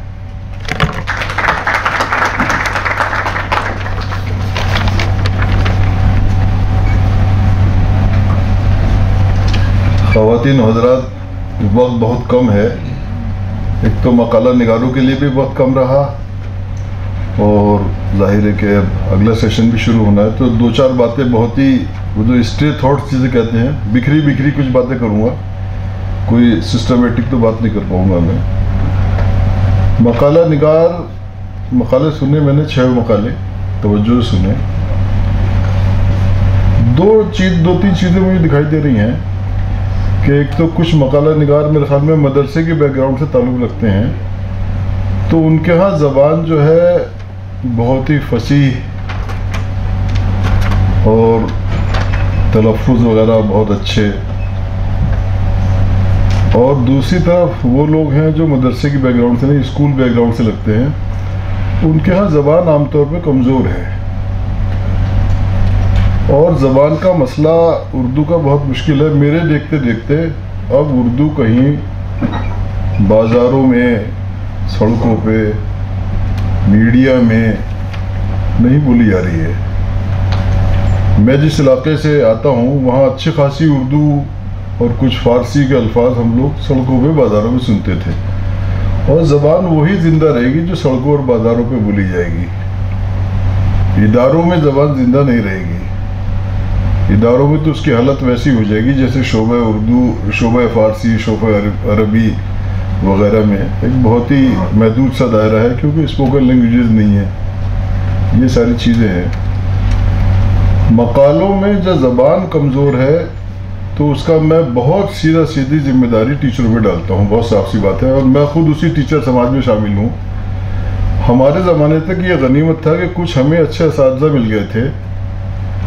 डॉक्टर कमर रईस थे, ख्वाजा अहमद फारूकी साहब थे, डॉक्टर तनवीर अहमद अलवी थे, प्रोफेसर ज़हीर अहमद सिद्दीकी थे, डॉक्टर शरीफ अहमद थे।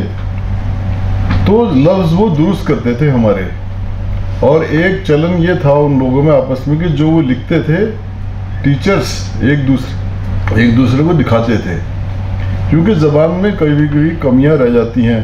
हमारी ज़बान का मसला ज़रा सा टेढ़ा है, क्योंकि इसके जो मनबा हैं वो फ़ारसी और अरबी से भी हैं, और जाहिर है कि हम लोग फ़ारसी और अरबी से, मैं ख़ास तौर पे नाबलद हूँ, कुछ लफ्ज़ सुन लेते हैं हम। तो एक तो लिखना और लिख के दिखाना और तस्हीह करना, इसका रिवाज ख़त्म हो गया है, और हम टीचरों के पास फुर्सत नहीं है। सच बात ये है, हम टीचर इतने मसरूफ़ हो गए हैं कि हमारे ब्रीफ केस रेलवे स्टेशनों पे और एयरपोर्ट्स पे रहते हैं अक्सर, और जो रशीद अहमद सिद्दीकी ने लिखा था ना कॉन्फ्रेंस काउंसिल कमेटियाँ, उसमें हम लोग बहुत डूब गए। फिर मीडिया आ गया है, एक चीज़ ऐसी आ गई है, कुछ नहीं है तो मोबाइल पे ही अपना व्हाट्सएप में खेल कूद हो रहा है, ये सब चीज़ें हैं। इसने हमारी ज़बान की टीचिंग को नुकसान पहुँचाया। ये अपॉर्चुनिटीज़ जो क्रिएट हुई है ना बहुत ज़्यादा, ये मौक़े जो पैदा हुए हैं, माफ़ कीजिएगा मैं भी उल्टी सीधी ज़बान बोल रहा हूँ, जिस ज़बान नहीं बोलनी चाहिए मुझे, उर्दू का टीचर रहा हूँ मैं।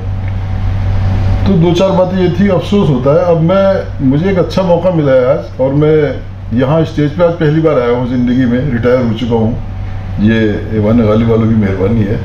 तो मैं इस मौके को एक बेहतर तरीके से इस्तेमाल करना चाहता हूँ। कुछ अल्फाज हैं जो अक्सर गलत बोले जा रहे हैं और टीचर गलत बोल रहे हैं। मैं आप मोटे तौर पे ये समझ लीजिए कि जो कमी तुलबा में तलाश करता हूँ वो कमी दरअसल टीचरों की है। बहुत साफ सी बात है इसमें, और जाहिर है कि टीचर बहुत अच्छी तनख्वाहें ले रहे हैं हमसे भी लोग। अब जैसे एक साहब ने कहा जा रहा हूँ, मैं मकाला पढ़ने जा रहा हूँ, ये अंग्रेजी का जो है ना कि I am going to read a paper, उसका तर्जुमा है मैं मकाला पढ़ने वाला हूँ, ये उर्दू होनी चाहिए या कोई और लफ्ज़।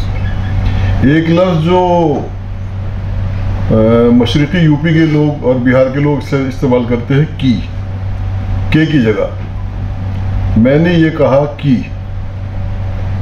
ये लफ्ज़ बहुत ज़्यादा चल पड़ा है, बहुत ज़्यादा मुरविज हो गया है। अगर ये लफ्ज़ आप लोग ठीक कर लें तो एक खासी बड़ी कामयाबी हो जाएगी।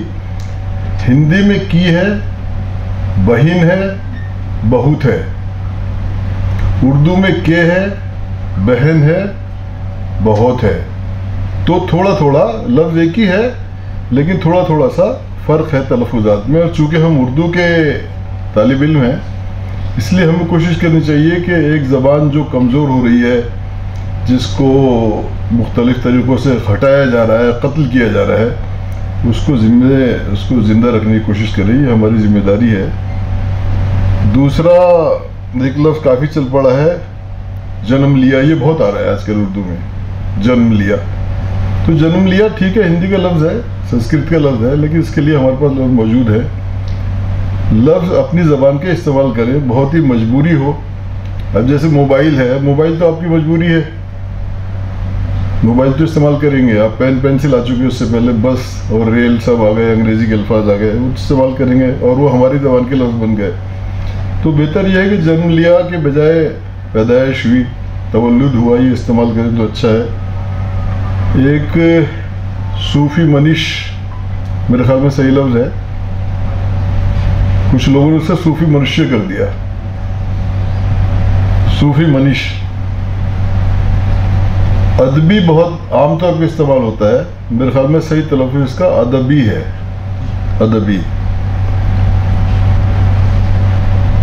एक लफ्ज़ यहाँ बहुत बोला गया, मैं पढ़ भी नहीं पा रहा हूँ उसको क्या था, बहरहाल सही लफ्ज़ मुनफरिद है, इनफराद से बना है, फ़र्द से बना है, मुनफरिद। एक लफ्ज़ जैसे कोई शेर आप बतौर नमूना, बतौर मिसाल पढ़ रहे हैं, तो उसके लिए आप कह रहे हैं देखें। ये देखें एक तो लाहौर की ज़बान है, पंजाब से आई है, देखिए है। उर्दू का लफ्ज़ जो है हम जब इस्तेमाल करेंगे देखिए या मुलाहिज़ा कीजिए, उसके लिए सही लफ्ज़ है। एक लफ्ज़ बिना भी काफ़ी चल पड़ा है उर्दू में, बिना। जाहिर है कि बिना हिंदी का लफ्ज़ है, बग़ैर इस्तेमाल करें तो बेहतर है। मैं फिर एक बार इनको दोहरा रहा हूँ, जा रहा हूँ छोड़ दीजिए, की छोड़ दीजिए, बहिन छोड़ दीजिए, बहुत छोड़ दीजिए, जन्म लिया छोड़ दीजिए, सूफ़ी मनीष कहिए, अदबी कहिए, मुनफरिद कहिए, देखें छोड़ दीजिए और बिना की जगह बगैर इस्तेमाल कीजिए। एक लफ्ज़ लाहौर से बहुत चला था, वो ये आज मुझे बिल्कुल सुनने को नहीं मिला, मेरा ख़त्म हो गया। वो लफ्ज़ था हवाला। मैं इस हवाले से बात करता हूँ जी, ऐसे करके वहाँ से आता था। उसके लिए बेहतर लफ्ज़ हमारे पास मौजूद है, ताल्लुक़। तो ये थोड़ी सी बातें थी दो चार। अब मैं नावल के हवाले से, नावल के ताल्लुक़ से एक बात करूँगा, एक दो बात। एक किसी मकाला निगार ने कहा कि नावल नहीं लिखे जा रहे हैं, छोटे नावल लिखे जा रहे हैं, बड़े नावल लिखे जा रहे हैं, वक्त कम है लोगों के पास। तो जनाब अली मैं अर्ज़ कर दूँ कि मुताला करने वाले हमारे मुआशरे में कभी भी बहुत ज़्यादा लोग नहीं रहे, और बल्कि आप मुझे इजाज़त दीजिए मैं कहूँ कि हमारे यहाँ तो इल्म को बाकायदा कुचला गया, दबाया गया, इल्म को महदूद किया गया है। बहुत सारी ऐसी चीज़ें हमारे मिलती हैं, इससे जाहिर होता है कि इल्म को कुछ ख़ास लोगों तक मोनोपोलाइज किया जाए और उनकी जो एक तहक्कुम है, पावर है, नॉलेज जाहिर है कि पावर क्रिएट करता है, पावर देता है आपको, उसको एक समाज तक, एक माशरे तक, ऊपर के क्लास तक, ऊपर के तबके तक महदूद रखा जाए। अंग्रेज़ों को दुआ दीजिए कि उन्होंने यहाँ पे आके प्रिंटिंग प्रेस लगाया, अखबार निकाले, मशीनें आई, सारी चीज़ें हुई, तो पढ़ने वालों की तादाद, मुताला करने वालों की तादाद आज भी हमारे यहाँ बहुत कम है। उर्दू में तो बहुत ही कम है। हम टीचर नहीं पढ़ते और उर्दू क्या कहें। आप किसी बड़े से बड़े घर में जाइए, मकान, कोठियाँ बड़ी बड़ी आलीशान बन रही हैं, आप पूरे आप देखिए कि एक किसी ने कहा कि हिंदुस्तान में अनारकी हो रही है, समाज बर्बाद हो रहा है, ये हो रहा है। मैं बहुत जिम्मेदारी से कहना चाहता हूँ कि ऐसा कुछ नहीं हो रहा है। हिंदुस्तान तरक्की कर रहा है, इकोनॉमी यहाँ की मजबूत है, काफ़ी लोग खुशहाल हैं। ये और बात है कि आधे लोग बहुत ख़राब हालत में जी रहे हैं, सड़कों पे जी रहे हैं, खाने को रोटी नहीं है। लेकिन ओवरऑल कंपेयर करें, अड़ोस पड़ोस से देखिए यहाँ पे, तो हिंदुस्तान की माशियात जो है, और माशियात ही असली चीज़ होती है, माशियात के बाद कल्चर जो है, कल्चर तो एक सानवी, एक छोटी चीज़ होती है। हम लोग कल्चर में डील करते हैं, ये इल्म वगैरह सब, आर्ट्स, पोइट्री, शायरी, ये सब कल्चर में आता है। तो हिंदुस्तान में अनारकी बिल्कुल नहीं फैली हुई है, बल्कि अब तो पुलिस की हुकूमत चल रही है सब जगह बहुत मजबूती के साथ। आप देख ही रहे हैं जगह जगह क्या हो रहा है। तो ऐसा कुछ नहीं है, नावल लिखा जा रहा है। मैं पाकिस्तान से 3 मिसालें लेता हूँ। यहाँ पाकिस्तान को किसी ने डिस्कस नहीं किया बिल्कुल। तसव्वुफ़ के ताल्लुक से एक बात, माफ़ कीजिएगा, बड़ी अजीब व गरीब कही गई, उमराव जनादा में तसव्वुफ़ तलाश कर लिया, जबकि जो नावल तसव्वुफ़ का बहुत नुमाइंदा नावल माना जाता है, जमीला हाशमी का दस्ते शूस, और वो मेरे ख्याल छप भी गया है यहाँ। पुराना नावल है, कम से कम 25 साल पुराना, उनका इंतकाल भी हो गया। फिर दूसरा नावल, छोटा नावल उनका आया था, कुर्तुल ताहिरा पे, चेहरा बचेहरा रूबरू। एक नावल एहसन फारूकी साहब ने, जो बड़े नक्काद थे, अंग्रेजी के टीचर थे, उन्होंने लिखा था बहुत पहले, संगम, उसमें भी तसव्वुफ़ के अनासिर काफ़ी। फिर एक नावल आया राजा गिद्ध, बानो कुदसिया का, बानो कुदसिया और अशफाक अहमद की जोड़ी थी, और उन्होंने एक पूरा वहाँ पे रैकेट खड़ा किया था ज़ियाउल हक के ज़माने में तसव्वुफ़ का, और बहुत खुशहाल, और महलों में रहते थे वो लोग। जो जो तसव्वुफ़ की वहाँ बातें करते थे वो सब महलों में रह रहे थे। ये एक अजीब किस्म का तजाद है, कंट्राडिक्शन है। बहरहाल उसमें एक अच्छा खासा नावल आया, राजा गिद्ध। तो उन नावलों को भी अगर ले लिया जाता तो बेहतर था। 3 नावल पिछले 10-15 सालों में आए हैं, बहुत ज़ख़ीम। दिल भटकेगा अहमद बशीर का, 1000 सफ़ात के आसपास है। नादार लोग, अब्दुल हुसैन का आया था, वो भी 900 सफ़ात से कम नहीं है। और एक नावल आया है, मेरे ख्याल में कनाडा में रहते हैं वो साहब, जिसे मीर कहते हैं, साहिबो हबीब हक का। और इसके अलावा मुख्तसर से तारण के कई नावल आए हैं पिछले 8-10 साल में, जो खासे ज़ख़ीम है। डाकिया जुलाहा एक मुझे नावल याद आ रहा है इस वक्त, उन्होंने दिया था मुझे, मेरे पास रखा है। तो नावल लिखा भी जा रहा है, नावल पढ़ा भी जा रहा है, और पढ़ने वाले और लिखने वाले की तादाद बहुत ज़्यादा नहीं है। बहरहाल कुछ लोग हैं जो संजीदा हैं, वरना तो हसूल तहलीक, जैसे मैं कर रहा था, किसी बड़े बड़े कोठियों में जाइए, महलों में जाइए, किसी घर में आपको 5 किताबें नहीं मिलेंगी। हालत ये है, टीवी सेट होंगे, बड़े बड़े स्क्रीन लगे हुए हैं, आजकल तो फिल्मों के क्या क्या सब हो रहा है, और लोगों के पास डायमंड है, बैंकों में पैसा है, प्रॉपर्टीज़ हैं, सारी चीज़ें हैं। एक तबका तो तरक्की कर रहा है ना हमारे यहाँ, बहुत तेज़ी से तरक्की कर रहा है, लोग बाहर जा रहे हैं, लाखों स्टूडेंट हमारा बाहर जा रहा है हर साल, फॉरेन जा रहा है, अमेरिका पढ़ने, यूरोप पढ़ने जा रहा है, ऑस्ट्रेलिया जा रहा है, कहाँ कहाँ जा रहा है। हिंदुस्तान में मेरे ख्याल में कम से कम 2 लाख 3 लाख स्टूडेंट हर साल जा रहा है। और कनाडा में कोई वाइस चांसलर थे, उनका स्टेटमेंट पढ़ा मैंने, सैनी उनका नाम था, मतलब पंजाब से होंगे वो।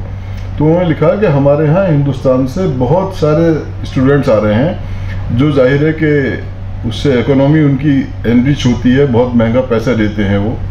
पैसा तो यहाँ की जो इंस्टीट्यूशन है वही बहुत ले रहे हैं, वो तो फिर करोड़ों में जाता है पैसा वहाँ, जब आप बच्चे को आप बाहर भेजते हैं। और तो वो ये कह रहे थे कि उन्होंने कहा कि ये बहुत अच्छी बात है कि हिंदुस्तान के तालिब इल्म हमारे यहाँ पढ़ने आ रहे हैं, लेकिन ये एक कंसर्न की बात है कि उनमें से 90% लौट के नहीं जाते हिंदुस्तान। ब्रेन ड्रेन हो रहा है, और हिंदुस्तान की हुकूमत पे सोचना चाहिए कि ऐसा क्यों हो रहा है, ऐसे हालात क्यों पैदा हो रहे हैं। ऐसे हालात सीधे सीधे इसलिए पैदा हो रहे हैं कि यूनिवर्सिटीज़ और इदारे हमारे उनकी किफ़ालत नहीं कर पा रहे हैं। हमारे पास लाइब्रेरीज़ नहीं हैं, हमारे पास टीचर और सर्विस कमीशन वगैरह ये सब जिस तरह से जो कुछ हो रहा है। तो बहरहाल ये एक मौका था और मैं आप सभी स्टूडेंट से, और टीचर तो शायद कोई है भी नहीं है मेरे अलावा, कोई है, दरख्वास्त करूँगा। हाँ है, सदर शोभा बैठे हैं, चलिए बहुत बड़ी बात है, वरना टीचर आमतौर पे दूसरे के प्रोग्राम में जाते नहीं हैं, हालत ये हो गई है।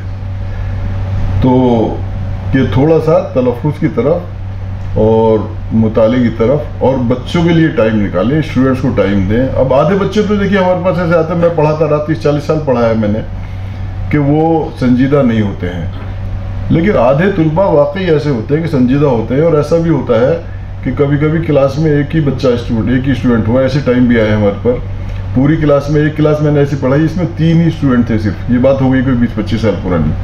तो तादाद तो बढ़ रही है, लेकिन संजीदगी में कमी है, और संजीदगी में कमी दोनों तरफ से है। तो बस मेरी तो यही आरजू है, दुआ है कि टीचरों की गैर संजीदगी दूर हो और टीचर ज़्यादा वक्त दें बच्चों को, और स्टूडेंट्स भी ऐसे हों कि टीचरों के आसपास रहें और टीचरों से सीखें। बहुत बहुत शुक्रिया।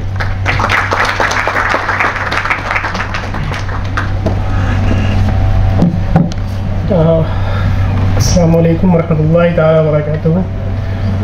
सहरोज़ा बैनुल-अक़वामी रिसर्च स्कॉलर गालिब सेमिनार में अब तमाम सामीन ख़वातीन हज़रात का खैर मक़दम है, और मैं बेहद शुक्रगुज़ार हूँ इदारे की जानिब से डॉक्टर खालिद अशरफ साहब का कि वो बहुत ही कीमती वक्त निकाल कर हमारे यहाँ दरमियान तशरीफ़ लाए और हमारी गलतियों की निशानदेही की। बेहद शुक्रिया सर आपका। उसके अलावा तमाम मकाला निगार का भी बहुत शुक्रगुज़ार हूँ कि वो बहुत ही उम्दा और मकाला प्रेजेंट किए हैं। इसके बाद एक अहम सेशन है जिसकी सदारत सैयद कलीम असगर साहब पेश किए। इसके बाद एक अहम सेशन है जिसकी सदारत प्रोफेसर सैयद कलीम असगर साहब करेंगे, और उसमें बैरून हिंद के मकाला निगार हमारे दरमियान मौजूद है। मैं आप सभी का इस्तकबाल करता हूँ। इसके बाद अभी 10 मिनट का चाय का वक्फा है, अब उसके बाद दूसरा सेशन शुरू होगा। अस्सलाम वालेकुम।